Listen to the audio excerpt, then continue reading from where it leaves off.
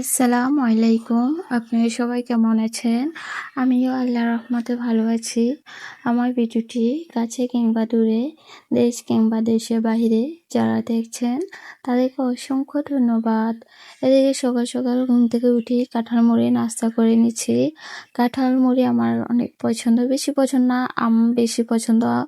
তো এদিকে দেখি বাবা আষাঢ়ি খুলে নিচ্ছে একটা বাটিতে। আষাঢ়িগুলো একদম সুন্দর ছিল, ফ্রেশ, একদম নরম তুলতুলে, কোনো শক্ত ভাব ছিল না।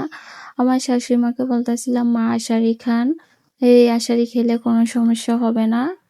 আষাঢ়ি একটু শক্ত ভাব যেগুলো থাকে ওইগুলো খেলে অনেক পেটে ব্যথা করে। আমার অনেক পেটে ব্যথা, বমি ছিল, তার জন্য আমি আর খাই নাই। একবার খেয়েই এই অবস্থা হয়ে গিয়েছে। তো মারও নাই, পেটে ব্যথা করছে, এই জন্য আর খাবে না, বলতেছে আর খাবো না, অনেক ব্যথা হয়। আমি বলতেছিলাম এগুলো নরম, কিচ্ছু হবে না, খান। আর এদিকে শাক টেলে নিয়েছি, শাকের সাথে ছিল দেশি ধনেপাতা, রসুন, কাঁচামরিচ একসাথে দিয়ে শাকটা টেলেছি। তো এদিকে হচ্ছে বড় কাকি আলু দিয়ে কেচকি মাছ দিয়ে চচ্চড়ি বসাইছে। এই তরকারিটা খেতে এত ভালো লাগে কি বলবো কাকির হাতের। তো আমি একটু নাড়াচাড়া দিয়ে দিচ্ছি ঢাকনা উঠাইয়া। তো দেখেন তরকারিটা কালার কতটা সুন্দর হয়েছে, দেখে তো খুবই লোভনীয় হয়েছে, খেতে কিন্তু ভীষণ মজা হয়েছে। আমার ভিডিওটি যদি ইউটিউব চ্যানেল থেকে দেখে থাকেন প্লিজ সাবস্ক্রাইব করে পাশে থাকবেন। আর পুরাতন আপু ভাইয়াদেরকে অসংখ্য ধন্যবাদ। কি বলুন তো, এখন তো দুপুরবেলা আর ভয়েস দিতে পারি না, এডিট কোনো রকম করেই ঘুমাই যাই।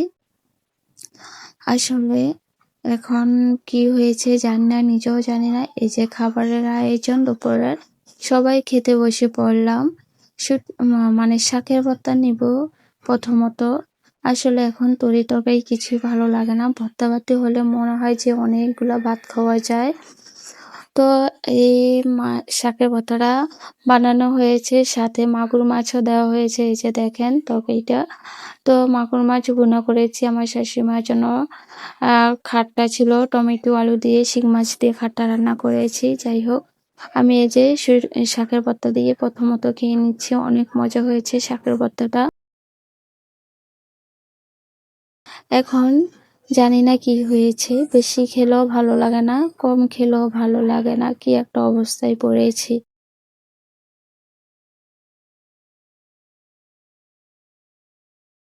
বিকালবেলা ভয়েসটা দিতে আসলে আমার অনেক সমস্যায় পড়তে হয়।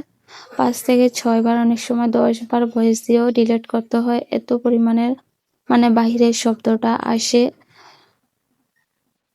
কি করব, এরকম করেই আমার ভয়েসটা দিতে হয়। আমার যারা ভালোবাসার মানুষ আছেন তারা আমার প্লিজ ফুল ওয়াচ করবেন ভিডিওটি দেখে প্রথম থেকে। আসলে আমি যার ভিডিও দেখি সবার ভিডিও ফুল ওয়াচ করে দেই। আসলে কি বলুন তো, এই ভিডিও যদি আপনি একজনের গুলা কম কম করে দেখেন তাহলে তো আপনার কোনো লাভ হবে না, বরঞ্চ ক্ষতি হবে। আজকে আপনি অন্য ভিডিওতে গিয়ে কম ভিডিও দেখছেন, এরকম আপনার সাথেও তো হতে পারে, তাই না? আসলে এই প্ল্যাটফর্মে আমরা যদি একে অপরের পাশে থাকি তাহলেই সামনে এগিয়ে যেতে পারবো। প্লিজ লাইক কমেন্ট করবেন আর ফুল ওয়াচ করে দেখবেন ভিডিওটি।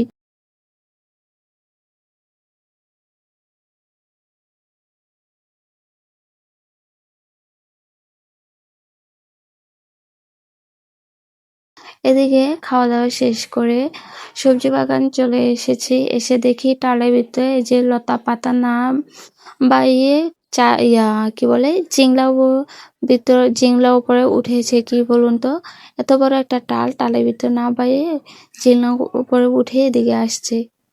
তো এই যে দেখেন পুরাটা সবজি বাগান একটু ভিডিও করে নিলাম, যেহেতু বৃষ্টি হয়েছে, ওয়েদারটাও একটু অন্যরকম, মনে হয় যে আরো বৃষ্টি হবে হবে ভাবে আর কি।